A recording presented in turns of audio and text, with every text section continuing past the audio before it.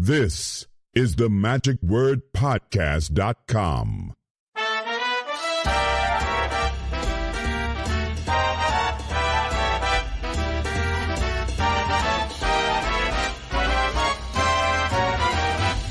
Hello, this is Scott Wells for the MagicWordPodcast.com.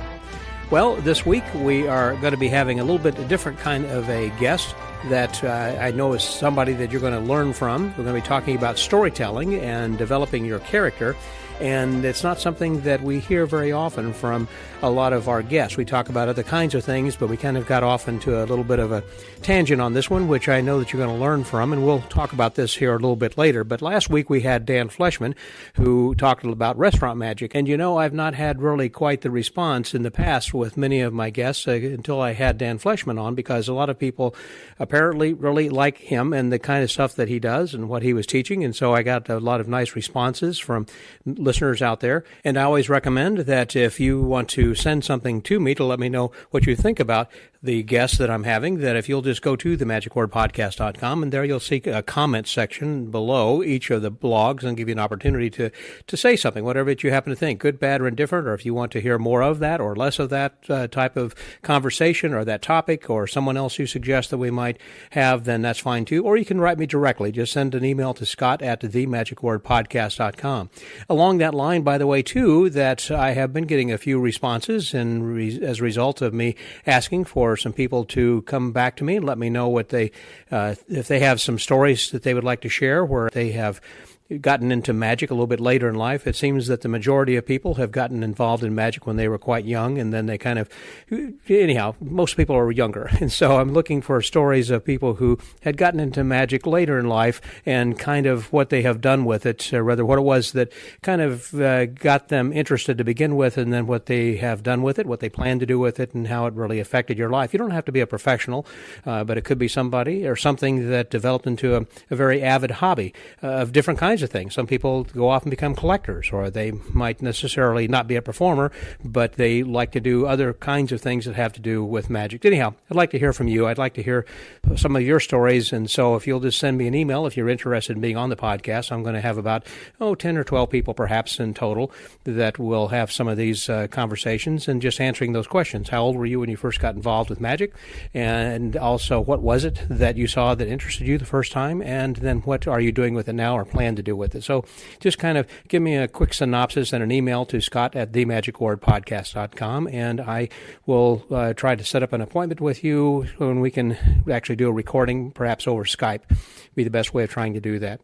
So I, again, want to thank all of you listeners who have responded to that already, and also that we had a contest last week that Dan Fleshman had offered us a couple of his 2 DVD sets that we are offering, and if you are hearing this podcast now for the first time and you haven't yet entered that contest, if you'll go back to that episode, you will, on the blog, there is a form that you can fill out so this way that you can enter the contest for a chance to win one of those DVDs. And if you live in the United States, where we can send this domestically, then there'll be no charge for shipping. But if you have a foreign address outside of the U.S. and we have to pay for foreign postage, then we'll let you know what that cost is, and you can reimburse us or not. And if you choose not to, then we'll just draw another name. So I encourage everybody to go over to themagicwordpodcast.com to that episode and with Dan Fleshman and fill out the form, and good luck to you. Also, not only good luck to you, but happy birthday to me. Today is my birthday, November 21st. And I thank you, all the people who have been sending me good wishes on Facebook and also emails and whatnot like that. But if you feel particularly magnanimous that you want to help out, this would be a good day for you to become a friend of the Magic Word and send us a donation, or better yet, to pledge a certain amount. Doesn't matter, from $1 to $100 a month or whatever that you, I know, wishful thinking. It's my wishes, right? that you can become a friend of the Magic Word, get some pretty cool perks, and help this podcast to continue far into the future. Thank you guys very much who have contributed in the past. I thank you for being a friend of the Magic Word, and also thank you for those of you who are listening from week to week, which makes us very very happy. I appreciate that. Well, now we get into this week's guest, and his name is Mark Connolly Wilson. That's not to be confused with the Mark Wilson from the Magic Land of Alakazam. I know that it could be confusing, but this is the lesser-known one who actually had developed a character called Merlin the Wise that he uses at Renaissance festivals. Here in the Texas area outside of Austin, there's one called the Scarborough Fair, and he performs as Merlin the Wise. And the way he developed his character was, and does some storytelling and everything else, is kind of the point of our conversation that we were having. Again, Mark Connolly Wilson is not someone who he is a magician, but a musician, and also an actor. Been in some movies as well as producer, director, and he teaches acting as well at the college here in Austin, Texas. And so anyhow, he is someone that you may not know, but after you hear this podcast, you'll have a new friend and also some new knowledge that you'll learn from someone who is a master storyteller. So please welcome my guest this week, Mr. Mark Connolly Wilson, here on The Magic Word.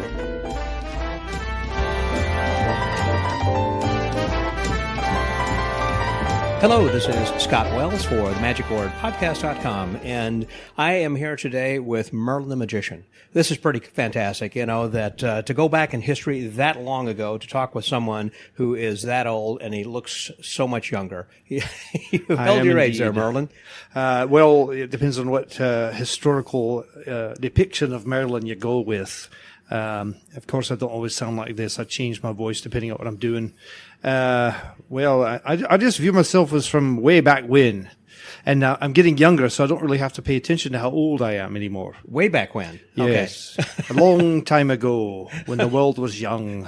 And were you friends with the Druids? Yes, Druids and from the Isle of Avalon, of course, all the enchantresses and sorceresses and all that. And we always make jokes about, what wizards do and enchantresses do and sorceresses do. And what do they do? Enchantresses enchant, sorceresses source, and I am a wizard, you see. So we just stop there. You got to remember, I perform at that Renaissance festival quite a lot. And the real question is, how long do I need to talk like this? Okay, well, and of course, it is Scottish as opposed to being English or It's Irish. Welsh, Scottish, Irish. It's sort of a mixture there. Okay. If you want to look up, listen to a bit of Billy Connolly. Sure. He sings songly like that, Billy Connolly, all the time like that. He's sort of up and happy. And I didn't pattern my voice after him, but it ended up being like that when I realized later in retrospect that the voice I was trying to do, being from Texas, of course, I don't sound like this, but I sound more like a hillbilly. No, I don't sound like a hillbilly either. But when I started listening to the voice, I'll let it melt away there, I realized that Billy Connolly was pretty close to what I was shooting for. Right. So that's what I now go back to as a reference. I wonder if the British kind of think of his accent as being what we in the U.S. consider to be like a Midwestern accent. In other words, that those people who are like on television, in the movies that have an accent, let's say of Chicago or like you say, maybe in the Tennessee hills or maybe in New York or even in California, you can tell. However, people who are newscasters tend to have, like myself, I'm from the Midwest, so I've got, I think, a Midwestern accent. And people say, no, you got an accent, man. Yeah. No, it's the same there as it is here. They have different regions and different dialects. Sure. I have a great story. Stories, I assume, are in line here. Yeah, please do. So I do many things besides being Merlin. A lot of audio production in my background and video production and such. So voice casting and recording voiceover for commercial material, right. Commercial pieces. So one particular client, guy I'd worked with, called me up. He said, "Hey, I need you to cast a guy to do the narration.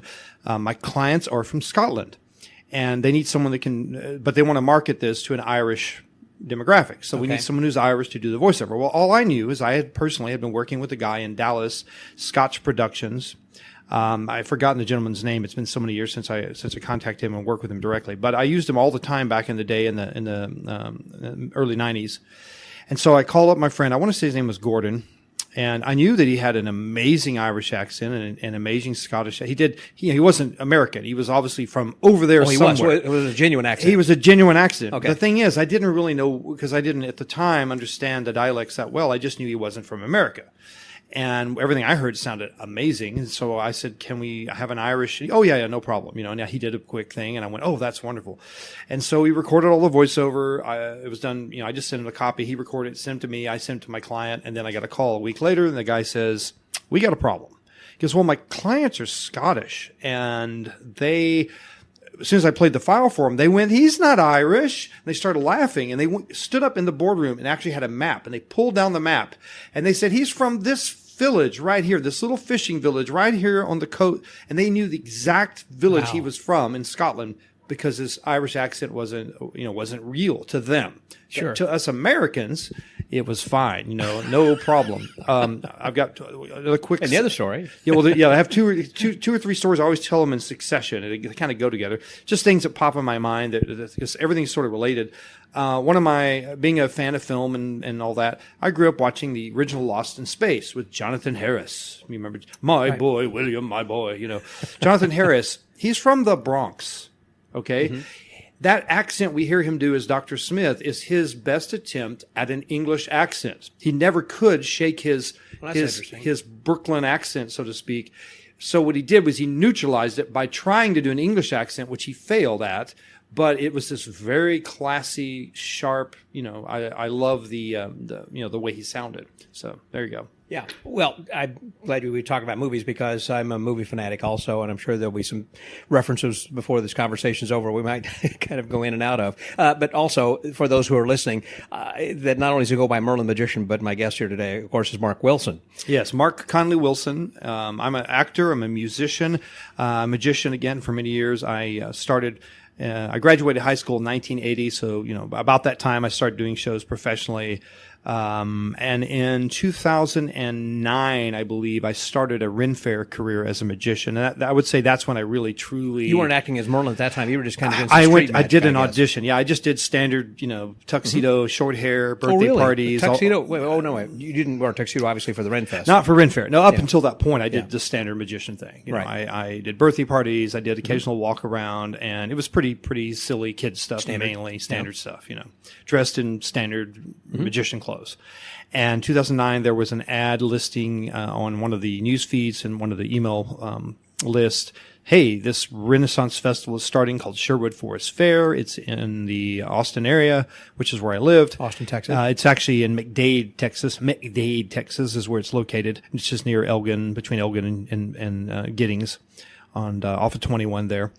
Or near 21. So a lot of your stories go down rat holes like this? Yes, they do. I do segue, yes. Okay. Trying to think aloud. Anyway, they saw the email and they said, hey, we're casting for this. We need a Robin Hood. We need a Sir Guy of Gisborne. We need Lady Marian. Oh, and we need Merlin the Wise. And Merlin the Wise will have his own show, so he needs to be a magician. Mm-hmm. And so I looked in the mirror and went, I took a black and white photo, put a hood over my head and sent that in. And what year would this have been approximately? This would be about 2008, I think, yeah. Were you gray haired then? I had basically, the hair had already gone gray, but I hadn't grown it out to see how much. Uh-huh. I've always had this young look, young face with old hair. I got that from my mother. She went prematurely gray when she was 18. And sure enough, they wrote back and said, yeah, that we can see that working with the look. Mm-hmm. And then, of course, can I do the magic? Can I do entertainment? And I barely could at the time. And they came out, watched the show and said, okay, I can see that. And either no one else applied or they saw something there and said this could happen. And I began my career as a Renaissance Festival magician playing Merlin. So the kind of magic that you were auditioning with, was it pedestrian kind of tricks? It was just I mean, kids they weren't show. Themed to the Renaissance. Yeah, it was kids show. It was clown stuff. It was just being silly, old, inept magician guy, you know, and that's really, and there's a whole discussion about the philosophies that I have now versus what I had then. Which is why we're here. And the change and all that, which could take more than this podcast. But yeah, I'll let you drive that. Yeah. Well, I am interested because it's not just about that, but also about storytelling and developing a character, which I really think that a lot of people are interested in doing because that makes people care. And that's perhaps the most important thing I think about magic, and that is of not just doing something that, as Michael Amar would say, would be bubblegum for the eyes, but what is it that's going to be, some good protein for the brain, basically, Yes. And so it's that storytelling that drives it, that makes people interested in watching and caring about that. that. And we often, when I have conversations with other magicians and other people related to magic, it's one of those things where, in general, most people will nod their head and say, yes, it's important. It's what we need to do. And they understand it and they don't disagree. But in practice, you see more magicians not following that and not trying to put that in their act and not really remembering that when they design their act and when they pick their effects and because again, the effects shouldn't matter, right? This is the goal. The goal is, and I'm no different than them, by the way. So don't think that I'm stating that I am the master of this process. We all try to practice what we preach, but I do really understand it, and I do really, want it to happen, and I am working toward that constantly. But yeah, the normal thing is, wow, look at this cool trick. How can I stick that in? And really, you should design the act with none of that stuff. Tell the story, be the character, then plug in the magic, if you can. At least, so is that what you try to do now? In general, that's the process right now. Sometimes an effect will be like, oh, that effect is great. That gives me this idea. Now, how can we make a story related to that? It might run the other way, but in general, and this doesn't just come from me. I have a director. I have someone who directs my show. You're a lucky guy. I'm a lucky guy, and it's a friend. And it is. He goes by the stage name of Saul Ravencraft, and Saul Ravencraft does not do magic. He is a paranormal entertainer.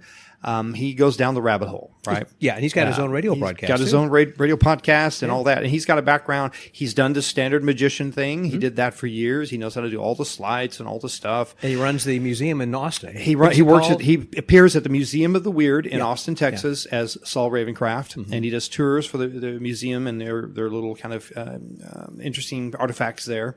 But the fact that you've got a director and that you recognize you need to have a director, that's really important. Not everybody has it. Number one, most magicians don't have a place where they can regularly perform so they can practice and get better because we need to have flight time. And number two is to have someone who subjectively and objectively can see your act and make suggestions as to what to improve, and you need to, your choreography and blocking, etc. And in the case of my Renfro act, he's actually in the act because that was part of what happened, but that's okay. He actually plays Archimedes the Owl. And that was necessary, and that was his own invention. He said he doesn't dress as an owl. He's got like he has an owl puppet, and he wears a hood, and so you don't see his face. And he calls it the meat puppet, and basically the Archimedes is captivating enough that no one pays attention to the guy behind the hood, And the whole goal there was, back to the bumbling magician in trouble, senile, inept wizard kind of route that a lot of people take. Magician in trouble, that whole thing.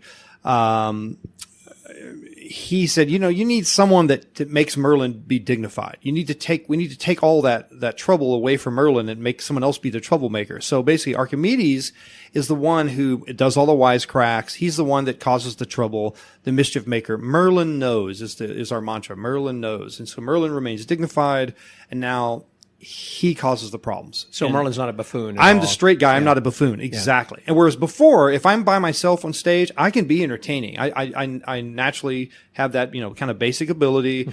I can do some stuff and I can be entertaining, but I might fall back on being a buffoon. Yeah, it's easy to do that. It's easy to do that. And and Merlin, of all characters in literature, probably shouldn't be a buffoon. He should have some dignity at some point, well, yeah. So we try to go there. We try to keep it there, and Archimedes helps make that happen. So when you're developing the character, again, you have the story first, and then the tricks that are coming next.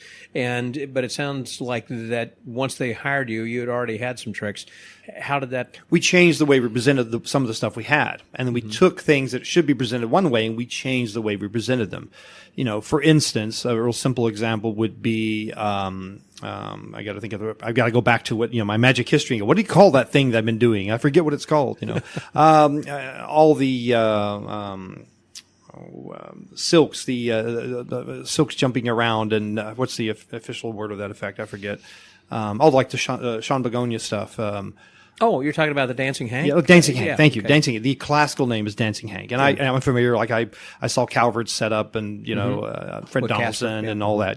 But yeah, all with those setups. So the Dancing Hank, and there's different ways that can be done, and I have several versions. But the Hank itself, the actual scarf, became the baby dragon. The dragon camouflage itself, and so now it looks like a scarf.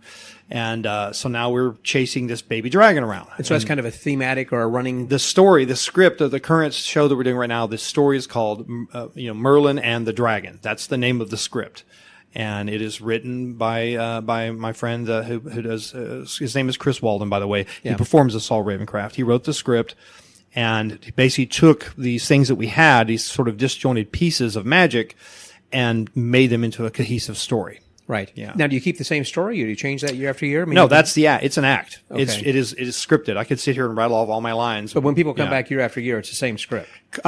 For a period of time, we do change it. Every few years. Because you have some of the same people come back, obviously. I have the same people come back year after year. I have fans out in the community who come in and hire me for private events because they saw me at Sherwood. That whole thing. We kind of view sometimes performing in the Renaissance environment as part marketing. Of course, a rehearsal and part marketing. But is that proprietary? In other words, that the dragon thing, for an example, that you would do in the context of the currently it is, because there are a couple moments in the show that depend upon the stage, and until we devise methods for delivering some of that stuff elsewhere, it's not sensible to do portably and move from venue to venue. Now, excerpts of the show and big blocks of it we can do anywhere. plug and play? Plug Okay, and play. so it's not, again, Yeah. that you don't require that, hey, this And stays here kind of a thing. It's really just because we've been doing that particular show 2 years now, right? With the only change being a few ad lib lines that we document and add into the line, add into for the humor, Right. Now, whenever that, before that Merlin had come, isn't this the same place where that Markham had performed? I don't know. No, he'd never performed at this fair because I've been there since it opened, but it's the same kind of venue because Renaissance fairs are everywhere. I know they're every place. Yeah, in I every was thinking, state. this is Scarborough Fair? Or No, Scarborough Fair might have been where Markham was. That's where he was. I believe And it was. you That's are in at- So Scarborough Fair is commonly known as Scarby Fair. That's in Waxahachie, Texas. I am at Sherwood Forest Fair, which is in McDade, Texas. And it's between outside of Austin, kind of between Austin and Giddings. So you're heading on 290. And the Scarborough Fair was the one which actually closer up to Fort Worth. Closer kind to of Dallas, south correct. And then, of course, and the then Renaissance Texas Festival. Renaissance Festival, which is where the number one official Merlin, we all like to Yeah. call him Bill Palmer.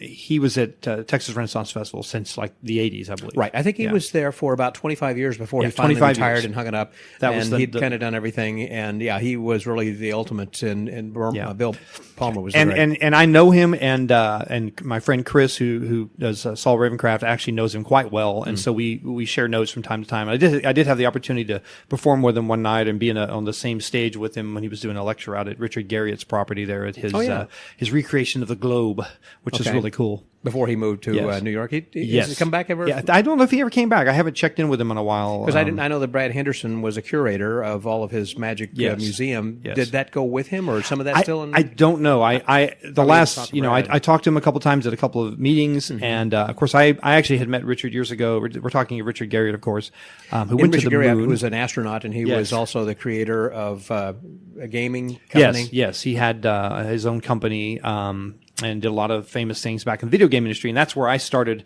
my other career as a video game composer. I do music for video games and film and stuff. So I had met him years before. And then he got involved in the local Austin Magic community. And then I got to get to know him a little better there. Yeah. But the last I know is I have the number for the volunteer fireman who manages his property out there. And that's still on my phone. And it's the last I've connected. Had any interaction with him or anything He let us since then? borrow. He actually Richard was very kind. He let us borrow a little microbus or a little van, I should say, to go to Branson, Missouri, where a bunch of the magicians from Austin area loaded in this little van and drove to Branson, Missouri, where we were shown the town by Peter, the Adequate. Gave us tours of Branson, and we went to see all the different theaters and magicians there. So that was been a number of years. I think Ramon Galindo was with us. It was a fun little trip.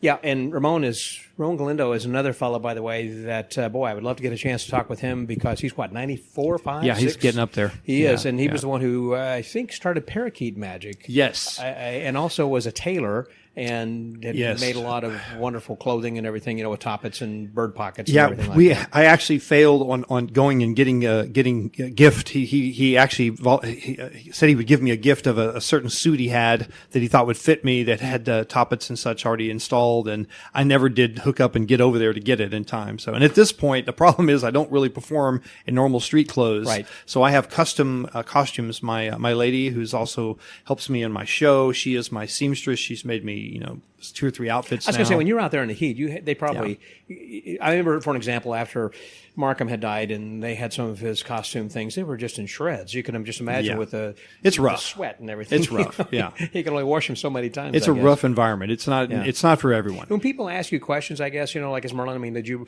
move Stonehenge? I mean, like the real guy. I mean.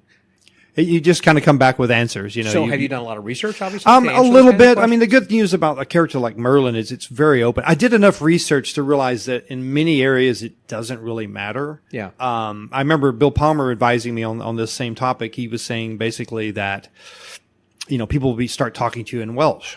Or in Gaelic, I should say, in Gaelic. And it's like, well, don't you understand Gaelic? They're trying to, show. Of course, yeah. He said, well, of course I understand Gaelic, but I mean, why, we're here among all these other people, and it would be rude to speak in a language that, unknown to. So you just come up with some responses for that stuff.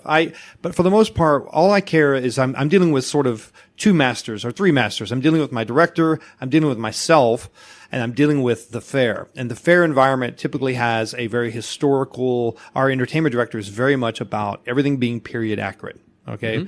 Mm-hmm. And that is because we're set in a very specific time period. It's Sherwood. How does that? Oh, so Richard Sherwood. the Lionheart. It's Robin Hood. So that time period is nothing to do with Merlin. So Merlin's already out of time by being there. Right. So it doesn't really matter what I do in that environment because I'm magically there. I can get away with more stuff in terms of period accurateness than other performers can. But they're expecting you because it is a, quote, Ren Fest kind of a thing that isn't part of the nationwide chain, and people may have been to the one in Colorado, wherever they're thinking. There are different types of people that attend Ren Fair. We have patrons, we have patrons, we have, and then there's patrons? Patrons, yeah, patrons and patrons. A patron, a patron pays and comes in. They may dress up, they may not. Yeah. A patron goes full out. They dress you can barely tell that they're not on cast. Like cosplay? Okay. Yeah, right.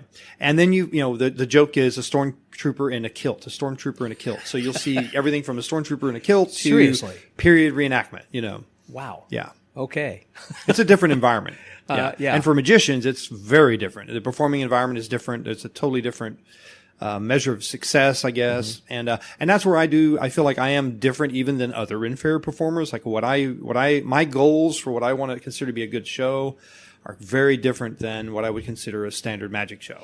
Now, I understand that at most Ren festivals, Renaissance festivals, they allow for tipping. I assume that this is the same. Yes. Okay. Yes. Which is part of a big thing. So basically, you're a street performer. You're a street performer. We get a base rate though. I wouldn't be there if there wasn't a base rate. Okay. So sure. Base rate, but then we want to get that tip and build the tip and get as much as we can. What's your best advice for that? And we do backroom sales. We have we sell little magic wands. So if you're donating, sticks. We're not selling. We're donating, of course. Yeah. They're little sticks with little ribbons and little characters sewn on or tied on, and that really increases the hat because we basically say you're going to put a $5 bill in there. If you put a $5 or more, take one of these wands with you. And the wand costs under $1 to make. Yeah. And people will, more than often than not, they'll put in that extra money, put in a 10. Because I remember Bill Palmer talking, he'd take off his conical hat, and then would wave a wand saying, I'm going to make this into a receptational for money, let me show you what I mean. Please put some money in there. Yes, there's always jokes and different things. We've tried different things, different ways to build that. But it's kind of a combination of, we end the show on that high beat. We turn the dragon. Of course, now it's time. And of course, Archimedes says, it's time for the dragon to eat the children. And Merlin copies him and says, it's time for the dragon to eat what? No, wait a minute. Archimedes. He's like, oh, sorry, no, but you do make me think. Well, one of us has to. That dragon, he's very dangerous as he is. I think we should convert him into something more suitable for interaction with the children, don't you think? And so we bring out the dragon, which is a scarf, and we put him in a tip over. Okay. And I play the fiddle, and everyone claps along, and we poof, and there's the rabbit, And it's just, that part is just like a magic show. Right. And that we end with the rabbit and everyone goes, oh, goody, the rabbit. And if you'd like to meet the dragon, make a single file line here. As you step forward to meet him, drop your donation in the basket. It's all scripted. Right. And how long is the act itself? About 45 minutes. And how many tricks point. would you say? Tricks, oh, boy. That's really hard. I would have to spend more time than dozen or so? Or? I would have to. I can't even guess. Okay. I just wanted to never thought of it in that term. I know you don't, and that is the common note from the director is tricks per minute. We don't think in terms of tricks per minute, because that's what a lot of magicians do. Thinking in terms of laughs that's what I do. I count it's about my laughs per minute. It is about laughs. And here's the other thing, very important, LPM. because I am in a Renaissance Festival environment. Even though I'm in the quote children's area. Yeah. All right. My stage is in the children's area. I am performing for the adults. Mm-hmm. I personally am performing a show that is fun for the kids, but I'm performing to the adults. Like my jokes, all my jokes. I'm not trying to fool the adults. I'm trying to entertain the adults.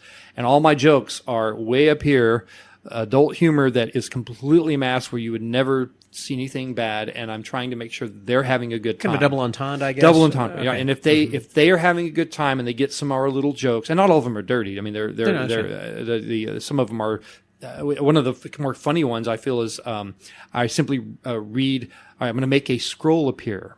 Okay. And I say the magic words to make the scroll appear. Lauren, Ibsen, Delors, sit, Ahmet. And there's like one person who laughs a full out guffaw and falls over. And then Archimedes goes, there's always one that gets it, and it has to do with if you do typesetting, and that's the dummy text they would use to set the type. Yeah. And people that are in either computer side or in the old, they'll get that joke. But I have to say something to make for the incantation. Right. So why not make it a bit? And it's a small bit. It doesn't appeal to the mass audience, but a couple of people get it and laugh. That's kind of like a joke that I have heard used occasionally to gauge the level of the audience, and that is how many surrealists does it take to change a light bulb? Fish. Very nice. If they laugh, it's like, got a hip audience. So back to the kind of the core conversation, we sort of headed down that path about, character and show. So my first advice I got from Chris Walden, who is Saul Ravencraft, is that we should standardize what we call him, by the way, so I don't keep jumping back and forth. Since you're out of character as Merlin, he should be out of character as Saul. He should be Chris. Okay. Chris Walden. His first bit of advice was just be Merlin. Mm-hmm. Well, what trick? Don't worry about any of that. Just be Merlin. And he kind of said that like that to me for about a year. Okay. Even though people may call you Santa. That's right. And I do that too, of course, because, I have the look for the beard and such. I just trim it up a bit. Both seasons. Yeah. But then I get to be an English Santa. It's different. Oh, that's interesting. Okay. See words like laboratory and things like that, But yeah, so be Merlin, and then we wrote a script, and then we took the tricks and formed them into a story. Mm-hmm. The dragon. We brought you a dragon. We're going to show you the dragon. We open the cage, and the dragon flies out. And before we can do it, he flies out of the cage and knocks a stand over, and he's gone invisible. And now we got to find him. And that's how it starts. I see.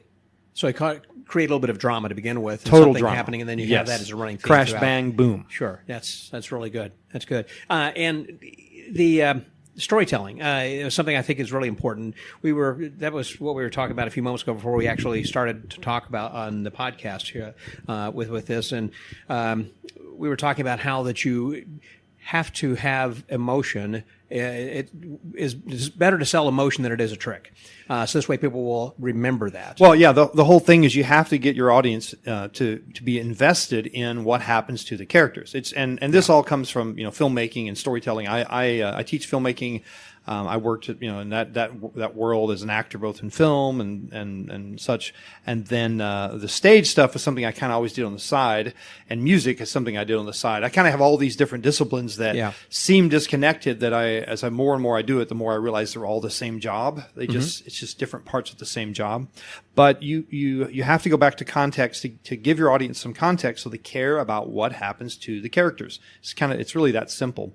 I actually was told a story by Chris Walden about a show that Max Maven did that he saw, where Max came out and basically flipped a coin and talked about, I assume this is very, very long ago. My memory may not be accurate. If you know what I'm talking about, I do apologize, Max, if you hear this. But something about, is it fate? Is it probability? What chance? Whatever. And his job, as he described to his audience, apparently was to make the audience care on the outcome of that coin toss, the coin flip. Is it heads or is it tails? And then he went on through his show, and at the end of the show, he came back to the coin and said, "You'll never know," and the lights went black. And at that moment, the audience members go, he did it to me. I cared. Yeah. He succeeded. Yeah. And that idea has stuck since hearing that story sort of secondhand, whether I got the facts right or not. The concept is what mattered. The fact that you must care, or otherwise the story is, there's just no point to Create it. enough interest that There's no interest, yeah.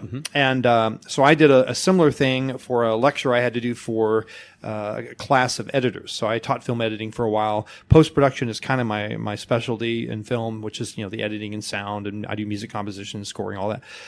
And I was asked by a friend of mine to go over to a school that she teaches at and talk to her graduating class of editors. And so I put together a presentation, and I took 2 decks of cards with me. And I had a slideshow that had all my questions. And actually, right before I went to do the presentation, she sent me a list of her questions. So I did have to go through. And so I put those in the slideshow and just answered her questions, basically. But I did it by showing sort of the response to it instead of listing the question, like a good PowerPoint form. I didn't put the question. I just put stuff, and then I segued into the question. Anyway, I came out with the decks, and I said, pick a deck, pick someone out of the audience, pick a deck.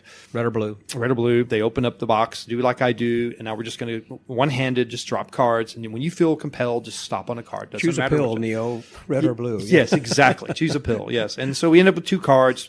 I take the decks, drop them in a receptacle, and leave the 2 cards on the desk right there where everyone in the room could see it. And I said, basically, we're going to come back to that. Thanks for helping me out. We're going to come back to that. I went on with my presentation. I would come back to those cards at some point. I'd say, okay, now about those cards. What about the process you used? How did you go about selecting that card? I mean, did you just, count a certain number? Did you just kind of wait till you had a feeling? Like, what was there anything behind your process that made you pick that card? Which card you stopped at. And we talked about that a little bit. And then I said, that's interesting. We'll come back to that. And what was funny is every time and I did this several times as we went through various phases, and each time I would say, we'll come back to that. The audience would chuckle a little more each time. Because they were like, okay, this is funny. What's he up to? And then I went on with my presentation, and I would come back. Now, what do you think you picked? I mean, you're hoping for a face card? You're hoping for, and then I talked about significance of court cards over, there's Picture a whole card, number history card. there, which I reviewed right beforehand, so I had something of interest to say about it. Well, we had a little conversation about that, and it turned out the woman's name related to a court card, which related to a queenly thing, which from her history, and she actually pictured a queen. Mm-hmm. Very interesting. What do you think if you actually picked a queen? Would that surprise you then? And so then we went on again. Well, we'll come back to that. And another chuckle. And we came back at the very end. And of course, at the end, I picked up the 2 cards and held them in front of me, facing me where they couldn't see them. And I said, now, what do you think the chances are that our cards match? And we talked about that for a moment. And I said, well, the thing is, it doesn't really matter. We'll never know. And I dropped them in the box. And thank you, Max, for that, by the way. And the audience just gasped and went, "Wow!" And they were like, they got it at that moment. They got that I had built all this context up, this interaction with this person who I now knew something about. I knew her name, I knew her history, I knew what she was thinking, and it affected them. And I could see that. And I was like, all right, this really is cool. I like this. I had Alex Pandrea as a guest one time, and he was talking about how that whenever that he will do a card trick after he's done several kinds of things and basically have one card face down, he kind of builds it up the same thing, that what if you would have done this? That all this time we've done such and such and such and such. But basically you can turn that over and find out if we're right or wrong. And however, if you put that in your purse or your wallet and carry it tomorrow, and as long as you want and without ever looking at it, you will have a story to tell.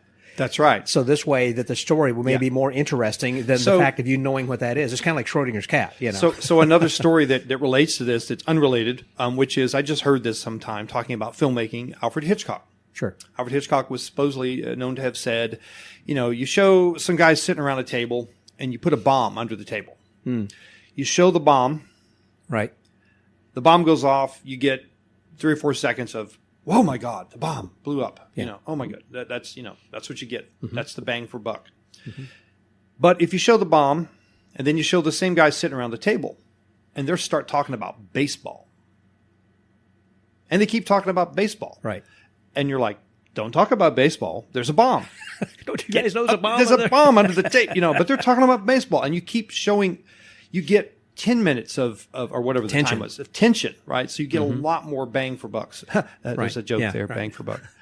Yeah, but because we want that to be relieved. It's the same. Yeah, I know he uses that all the time. When you see that somebody comes running, somebody jumps in the car and somebody comes running out with a gun, and you can see these guys, ducking down the rear in the back seat. You can see through the window the guy with the gun, but he doesn't. And you're thinking he's going to shoot through the window, and he doesn't.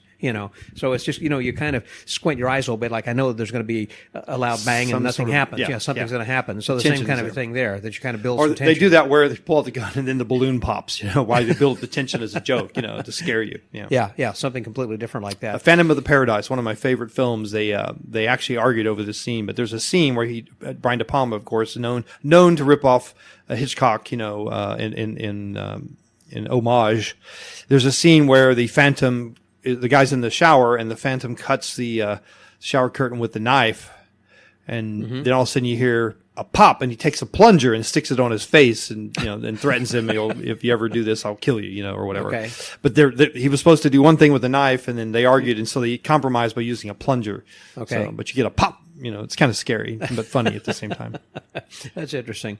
Well, you were recently featured also in Kent Cummins' column in the Lincoln Ring magazine from June. Yes, he does a marketing magic column every month in the Lincoln Ring, and I was telling some of these stories about the little presentation I'd done, and talking about filmmaking with him one night after a local Ring meeting, and he went, "Hey, and I'm going to call you, or I'm going to write you, or whatever." And he said, "Can I get a quote?" And so I gave him a quote, and the quote was something about what I mentioned earlier, which is, showing the emotional reaction of others to an event helps you build that interest in caring about the character's outcome. What happens as the outcome of that. It was something along those lines. It was longer and more well worded, but have to go back and read the article. Have to go back and read it. It's probably right here in front of me, actually.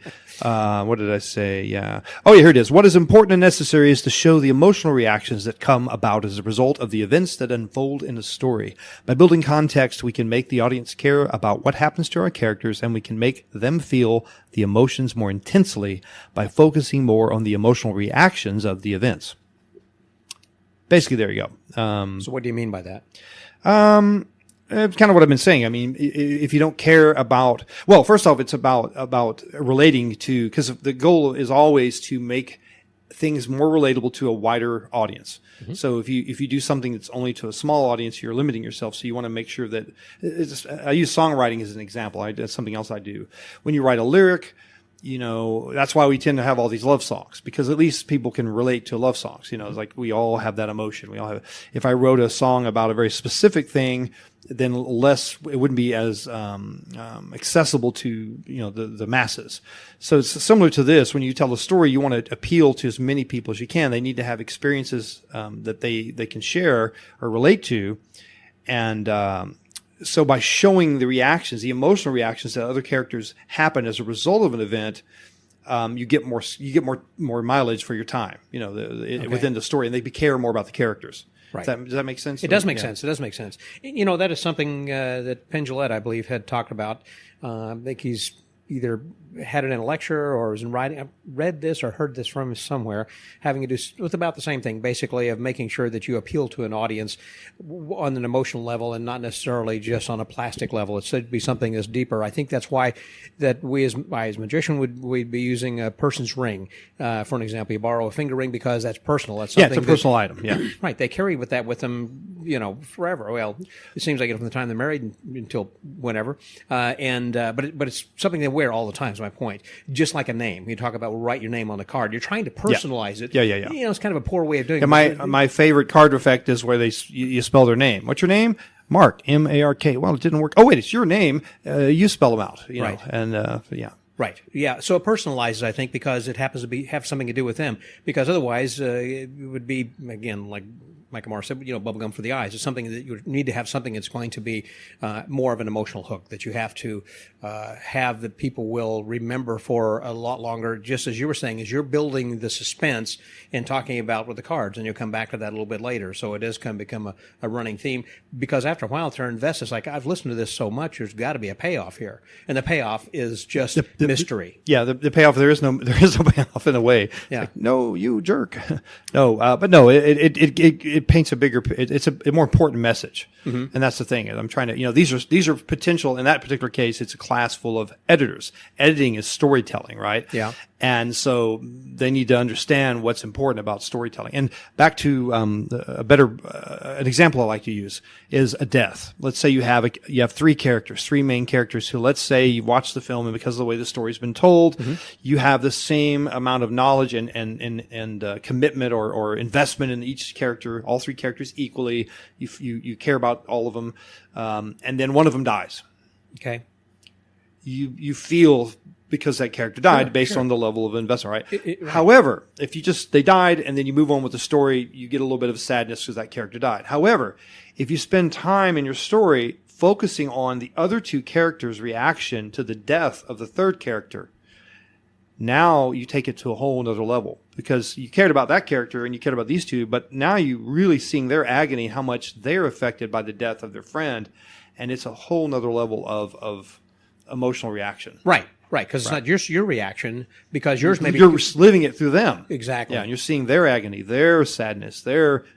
what are they going to do, and how they deal with it, Well, that might not be a bad idea. Whenever that you have somebody up and something starts to go wrong, then you have an emotional attachment to that. Oh, I'm so sorry. So I tell you what, I've got something over here that might be a gift for you, to soothe your uneasiness or your sorrow or something. Yeah, and if you're thinking from a routine standpoint. Yes, that's what I'm trying to think of, is how that you could actually develop a routine around something that has gone awry or wrong, and that you're trying to make it better. So this way the audience feels good about that too. I mean, people don't like to see someone mishandled or mistreated, on stage or anything. Which is another thing, by the way. Whenever have you had situations in which there have been some problems on stage with somebody that's come up and maybe gotten ill, or with it's hot out there, heat stroke, and in our crew or someone in the audience? I'm talking from the audience, who might have been out. Not really. We've been fortunate. I've not seen anything like that happen. I mean, most people. I mean, granted, they're later in the day. There's been occasional people that have had a little too much to drink, occasionally wander into our audience. And that's been some interesting. How do you handle situations. hecklers in that case?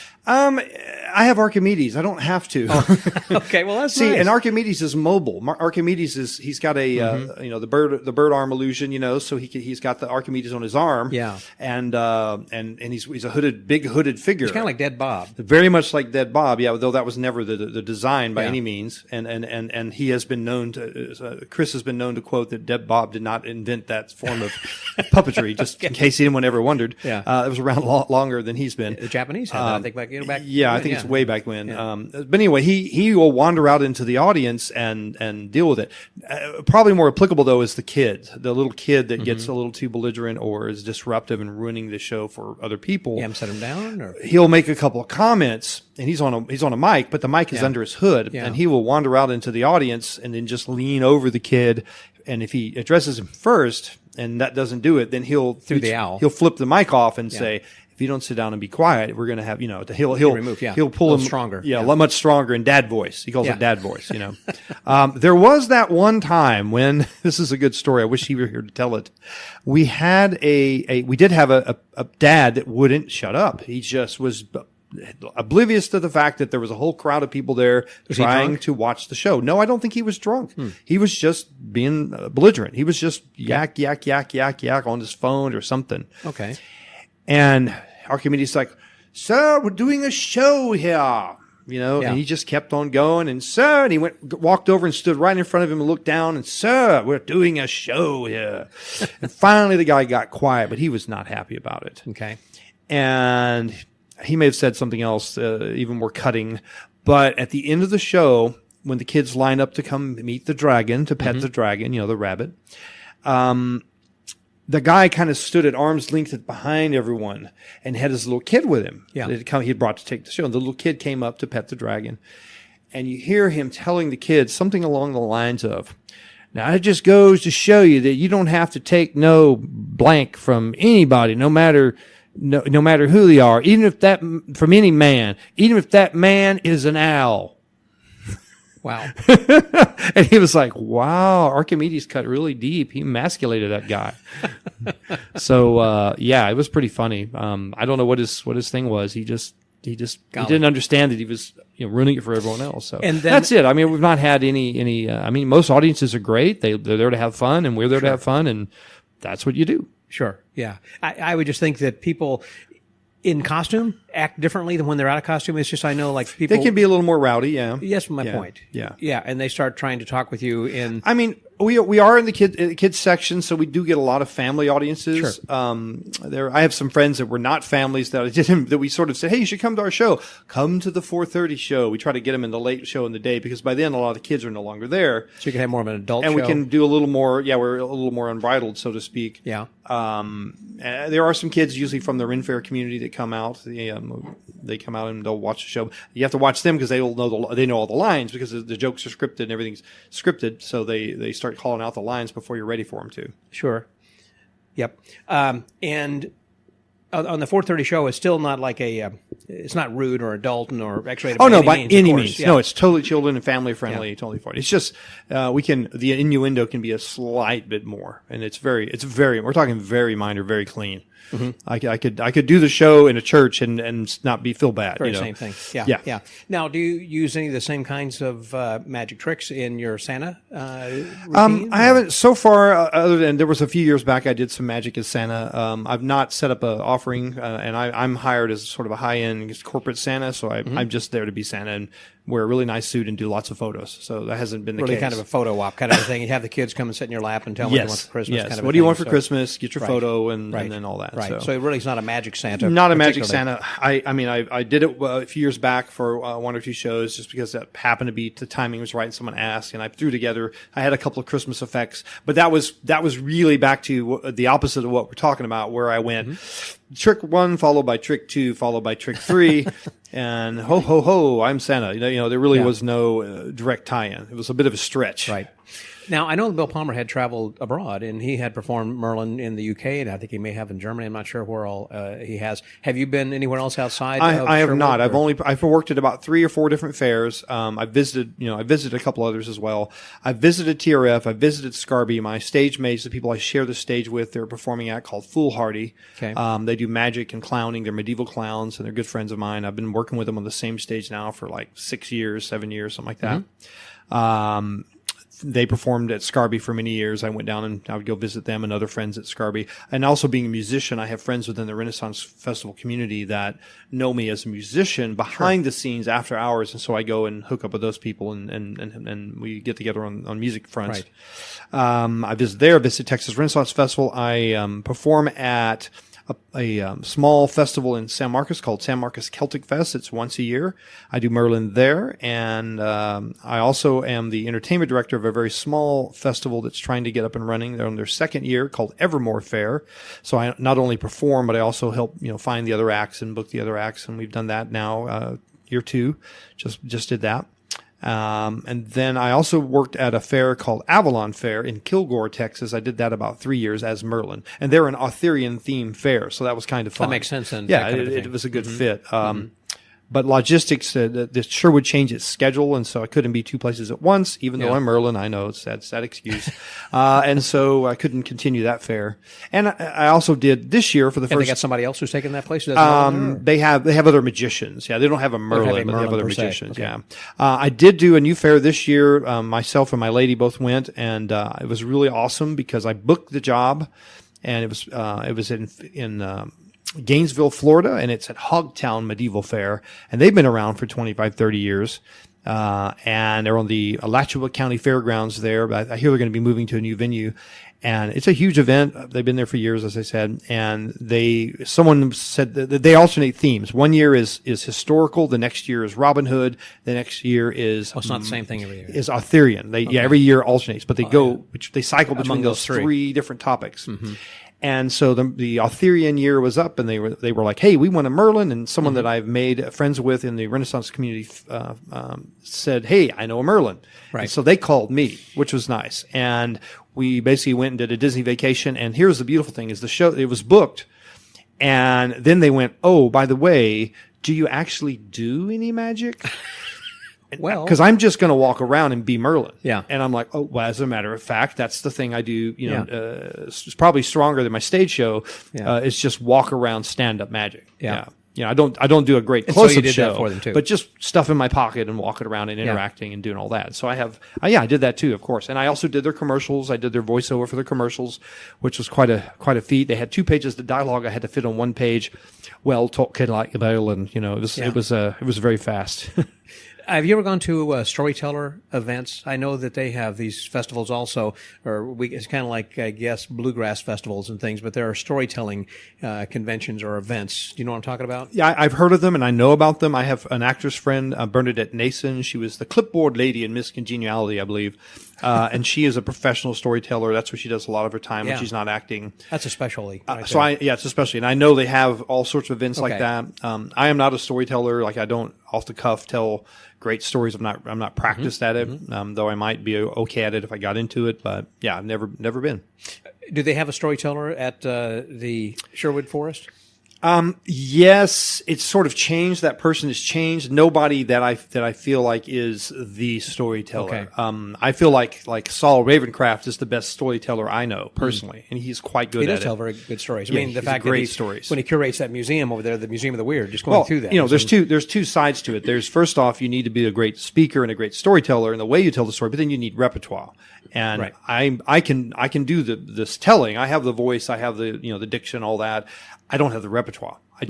I don't know any stories, and I haven't learned any. And so I have another friend that isn't a performer that knows stories really well. And then, of course, Saul Ravencraft has many. That is special kind of a thing. I was working with the Super Bowl as the magician, and whenever I had auditioned for being a magician, there was some guy who came in as a storyteller, and he had worked at some sort of Renaissance festivals or something. He had a staff and whatever, and that was his thing. And so during the Super Bowl, when I was doing some strolling magic, he was doing strolling storytelling. So, and it was very good too, and he had always had a good audience around him and everything. So, I mean, that was his profession, So those people do it. That's why I was wondering, talking about storytelling and kind of getting into that. I didn't know if that was something that you did also. My storytelling, I mean, I'm a jack of trades jack of all trades, master of none. Apparently can't even say that. But no, working in filmmaking, working in video game production, and working as a composer and a musician. I play a bunch of instruments. I play, piano and drums and guitar and classical guitar and bass and a little violin, and I sing, and so I have all these skills that come and go based on when I need them. Same thing with magic. I have skills within the magic that come and go. You ask, like, what tricks do I do in my show? Well, I was having a conversation with someone about that recently where, I don't really do that many things. I do 1 or 2 little sleights, and I do a couple of contraption things, kind of stage illusion things where I got to flip a button or whatever here and there. Most of it's just acting and doing the script and interacting with the audience. It's and by design, right? I don't need to do it there in that situation. Right. So back to my storytelling abilities. Most of those come from studying film. I taught film editing for a number of years, and I'll probably teach it again. Where I sort of self-taught myself to teach film editing. I knew how to do the technical part of editing, computers and video compression and all the technology and all that stuff. I learned that on my own over years of being in the software industry as a composer. And as a composer, you're learning about emotion and highlighting emotion and making music that makes a scene stronger, either by something that is completely the opposite of what the scene is, or by something that goes along with it. That drives the scene. Right. To drive the scene. But back to storytelling, I just sort of figured that part on my own. And so when I started teaching editing, I had to sort of backtrack and learn about montage and, all the historical ways of types of montage and the way that films are cut. Right. Sure. And then along with that, with storytelling comes the hero's journey, which in the article that Kent wrote, he references that in there, Joseph Campbell's hero's journey, which, the quick way to explain that to someone is just say, watch Star Wars. It's Ulysses. The guy leaves home, he goes on a quest, there's, and the whole thing, and the return at the home, where he comes back at the end, the return of the hero at the end, and he has to shoot it through the axe handles, shoot the arrow through the axe handles to get regain his place. And anyway, it's Star Wars. The Star Wars follows the hero's journey almost perfectly. Exactly. Yeah. And so do many Greek mythology. So I had to learn about that in my process of storytelling. So all my storytelling learning has been sort of after the fact, as I figured out what I was doing, past the technical. It's just like magicians. I learned how to do sleights and do tricks. Yeah. I learned how to be entertaining, but then I didn't really learn, I learned the importance of being entertaining over doing great tricks way later. And that's the bottom line. You have to get out there and fail a while before you figure that out, right? That's true.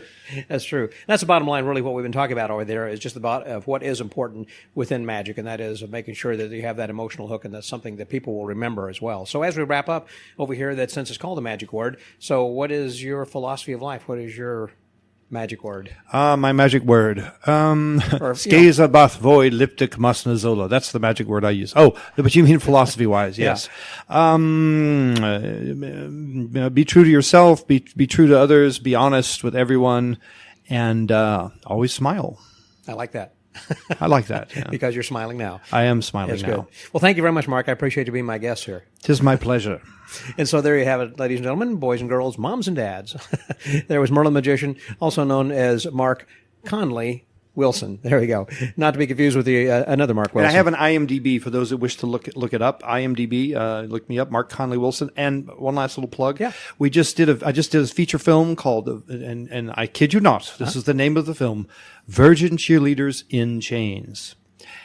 It's a feature film. It is a feature-length film. It won a lot of awards at festivals, starting off with the best screenplay back, I don't know what the year was. But anyway, it's now got distribution. It'll be here and there and everywhere at some point. And it's a meta horror comedy. So it's a horror film that's meta. It's about making a film within a film. And it's a lot of industry inside jokes. I'm sure people laughed when they heard the Texas Chainsaw Massacre. Well, in this case, the line, the title alone will sell it is in the script, because that's why the name is so outrageous. Yeah. But it's a good movie. Check it out. Thank you very much. I appreciate you being the guest. So, the Magic Word Podcast, this is Scotty out. Well, thank you, Mark, very much for being my guest this week on the Magic Word Podcast. And I want to apologize, by the way, in the first part of this that I had mentioned that he was at Scarborough Fair, but actually it's Sherwood Forest Fair that is one of the Renaissance Festival. They are all over the country here in the U.S., and I know overseas as well, because I remember talking to Bill Palmer about this. Of course, Bill Palmer, whose name was mentioned there, as being a mutual friend of Mark's and mine, and many of you as well who know him, who has been considered really the Merlin, has performed in different places around the world as well, in that guise of Merlin the Magician. Well, anyhow, I thank you very much, Mark, for sharing your stories and also your wisdom, and I hope that some of you will get something out of this and perhaps go forth and do your own thing and find your own chi, your own character, if you will. I think that there is something certainly in this podcast, and I hope that you got a lot of it out. Just kind of squeeze the juice, from this podcast. Also, have to apologize a little bit. I'm using a little bit different microphone here this week, since I'm recording this while I'm out of town and just using a different microphone. So the first part of this, I apologize for popping my peas and some of the noise that normally would have much better quality sound. So those of you who listen to this podcast regularly know what I'm talking about. So it's probably a pretty good time here to wrap up this week's episode. Until next week, stay well, get booked, and remember to be honest with yourself and with others, and keep smiling. This is Scotty out.